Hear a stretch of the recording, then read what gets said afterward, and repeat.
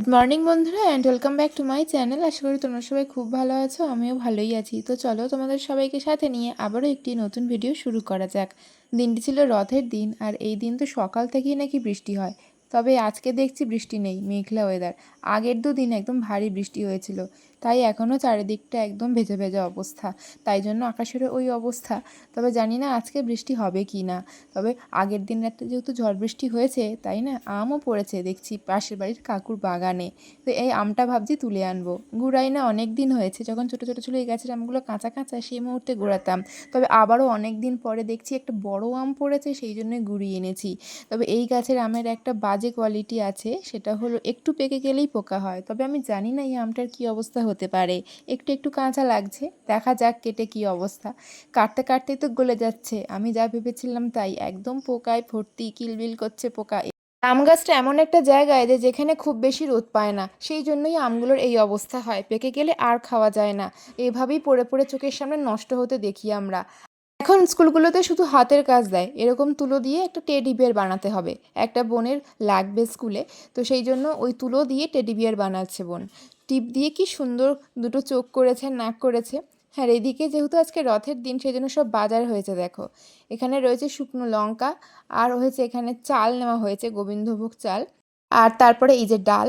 এমনিতেও এই রথের দিন না খিচুড়ি খেতে হয়, মানে ভেবেছিলাম সকালে আমরা যে আজকের কি খাওয়া যায়, নিরামিষ খেতে হয়, সেই জন্য খিচুড়িতে যা যা লাগে সেগুলোই নিয়ে আসা হয়েছে। আর অবশ্যই পাঁপড়, সেটাও নিয়ে আসা হয়েছে, কারণ পাঁপড় আজকের দিনে খেতে হয়। আর এই যে বোনের দেখো কমপ্লিট টেডি বিয়ারটা, কি সুন্দর লাগছে।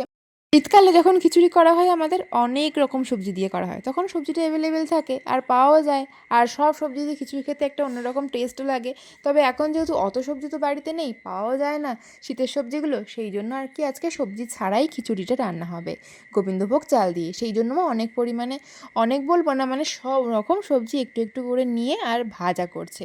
তো ভাজা কমপ্লিট করার পরে মাই খিচুড়িটা রান্না করবে, আর সেজন্য আমি দেখছিলাম যে কী কী মা করে স্টেপ বাই স্টেপ। খিচুড়িটা আমি ঠিক মতন রান্না করতে পারি না, কিন্তু খেতে আমার ভীষণ ভাল লাগে।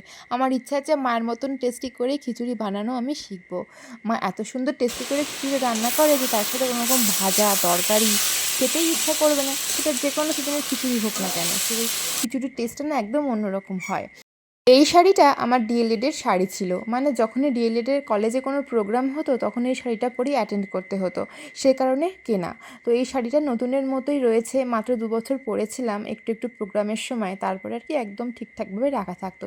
তো শাড়িটা একদমই নতুনের মতন রয়ে গেছে, কারণ মাত্র একবার আমি অ্যাটেন্ড করেছিলাম প্রোগ্রাম ওই শাড়িটা পরে, তাও আবার শুধুমাত্র যখন নাচের প্রোগ্রাম করেছিলাম তখন। তাছাড়া আর তারপরে পরা হয়নি, এভাবেই নতুনের মতন তোলা ছিল, সেই জন্য ওটা দিয়েই মাকে ঢেকে দিয়েছিলাম। খিচুড়িতে একটু ঘি না দিলে না সেরকম টেস্ট হয় না, তবে ঘি না দিলেও ভালো লাগে। তবে মা বলল ঠাকুর ঘরে একটুখানি ঘি রয়েছে, ওই কৌটোটা নিয়ে আসতে, তো ওটাই মা একটুখানি গলিয়ে দিয়ে নিয়েছে, ব্যাস। এটা মানে আজকে শেষ হয়ে গেল, আজকের পর থেকে আবারও নতুন একটা কৌটো নিতে হবে ঠাকুর ঘরের জন্য। ওইটুকু ঘি যেটুকু ছিল ওটা দিয়ে একটু একটু করে সোমবারে আর কি বাবাকে স্নান করাতাম, তো এরপরে আবার সোমবারের আগে কিনে নেব একটা কৌটো। কাঁঠালটা 3 দিন আগে আমাদের বাড়িতে ছিল, মানে এসেছিল আমাদের বাড়িতে, একটা দাদু দিয়ে গেছিলো দাদুর গাছের কাঁঠাল, তখন একটু কাঁচা কাঁচা ছিল, তো ঠিক সময় পেকে গেছে রথের দিন, তো ভাবলাম আজকের ভেঙে ঠাকুরকে দেওয়া যাক, তো বোনই ভাঙছে কাঁঠালটা। এই কুয়াগুলো কিন্তু খুব নরমও না খুব শক্তও না, ঠিকঠাক ছিল। তবে জগন্নাথ দেবকে পুজো এখন দিইনি আমরা, এই যে দেখছো এই ঠাকুরটা বোন রং করেছিল আগের দিন রাত্রে, কি সুন্দর শুকিয়েও গেছে। আর এমনি তো এই ঠাকুরটা আমাদের বাড়িতে অনেক বছর ধরে রয়েছে, আমরা আগে রথ টানতাম সেই রথেরই ঠাকুর, এখন কয়েক বছর রথ টানা হয় না, তো আমরা ঠাকুরটা ফেলিনি, প্রতি বছর সুন্দর করে রং করে নতুনের মতন করে নিই। আর জগন্নাথ দেবকে না তুলসী পাতার মালা দিয়ে, মানে মালা গেঁথে দিতে হয়, তো সেই জন্য আর কি আমি অনেকটা পরিমাণে তুলসী পাতা তুললাম স্নান টান করে নিয়ে। আর এই দুপুরের খাওয়া দাওয়া মানে খিচুড়ি, আজকে ডবল খিচুড়ি মাসি দিয়েছিল, এই দেখো খিচুড়ি, এটাও দারুণ টেস্টি ছিল। মাসি দিয়েছিল আলু ভাজা, পটল ভাজা, বেগুন ভাজা, আর এই আমাদেরও এই ভাজা, কলা ভাজা, আলু ভাজা, পটল ভাজা, বেগুন ভাজা, কুমড়ো ভাজা, আর এই খিচুড়ি। ওদের খিচুড়িটা একটুখানি ঢিলা ঢিলা হয়েছিল, আর মাসির খিচুড়ি একটু মোটা হয়েছিল, তবে দুটো খিচুড়ির টেস্ট দুরকম ছিল, বেশ ভালো কাটলো বেশ আজকে দুপুরবেলাটা দু রকমের খিচুড়ি খেয়ে। আর এই যে এই জিনিসটা দেখতে পাচ্ছ, এটা মাসি দিয়েছে, তো এটা না একটা মানে ছাতা মতন দেখতে পাচ্ছ, এভাবেই আর কি প্রেস করে ভিতর থেকে এইভাবে দড়িটা টেনে উপর থেকে খুলে এটা না খুব সুন্দর খাবার ঢাকা দেওয়া যাবে, যে ঝুড়িগুলো হয় না খাবার ঢাকা দেওয়ার, তবে এটা একটু ইউনিক স্টাইলের। দারুণ লাগলো দেখতে ব্যাপারটা। মাসি যে খিচুড়ি দিয়েছিল অনেকটাই তো বেশি হয়ে গেছে, তাই আমি ওই ঢেকে রাখলাম ওই ঝুড়িটা দিয়ে। আর এই এখন বসেছি সন্ধেবেলায় একটু তুলসী পাতা দিয়ে মালা গেঁথে নেব। আর এমনিতেও এই মালাগুলো গাঁথতে অনেকটা সময় লাগে, অনেকটা আমার সময়ও লেগেছিল। সব কটা পাতা একসাথে করে এইভাবেই আর কি তুলসী পাতার মালা বানাতে হয়। আর এই আজকের দিনে জগন্নাথ দেবকে অবশ্যই তুলসীর পাতা মালা দিতে হয় আর এটা দিয়ে পুজো করতে হয়। আগে রাস্তার সামনে বেরোলেই কত রথ যেত, রথের দড়ি একটু টানতে পারতাম, তবে এই কদিন ধরে এত বাজে বৃষ্টি হয়েছে যার কারণে কোনো রথ সন্ধ্যাবেলা থেকে সেভাবে দেখতে পাইনি, রথের দড়ি একটু টানতেও পারিনি। তো ঘরে এই পুজো কমপ্লিট করলাম ফল দিয়ে মিষ্টি দিয়ে। আর আগের দিন বোন যে জগন্নাথটা বানাচ্ছিল দেখো কমপ্লিট করে নিয়েছে, কি সুন্দর লাগছে না।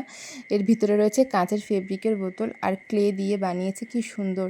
আর আমি আর বোন যাচ্ছি, রথ প্রতিযোগিতা হচ্ছে আমাদের ওই মৈত্রসংঘ ক্লাবে, ওখানেই একটু প্রতি বছর মানে যাই। আর এই রাস্তার অবস্থা এই দেখো, এই রাস্তায় কে রথ নিয়ে বেরোবে বলো সাজিয়ে গুছিয়ে।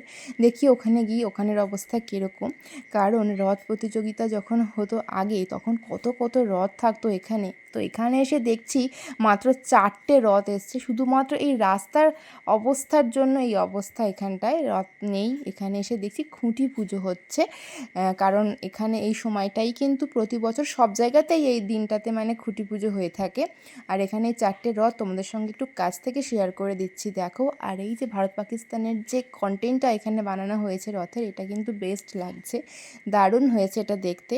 তো এটা আমার খুব ভালো লাগলো। আর এই 4টে রথ ছিল, আর কি দেখাবো তোমাদেরকে, ওয়েদারের জন্য রাস্তার অবস্থার জন্য খুব একটা বেশি রথ এখানে আসেনি এবছর, নাহলে প্রতি বছর 30-35টার মতন রথ তো থাকেই, তার বদলে 4টে, ভাবতে পারছো।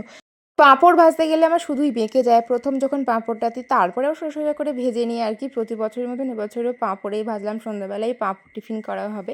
আর মাকে গল্প বলে শোনাচ্ছিলাম যে মাত্র 4টে রথ এসেছিলো, আর মাকে একটু ভিডিও দেখাচ্ছিলাম, তাই মা দেখছিল।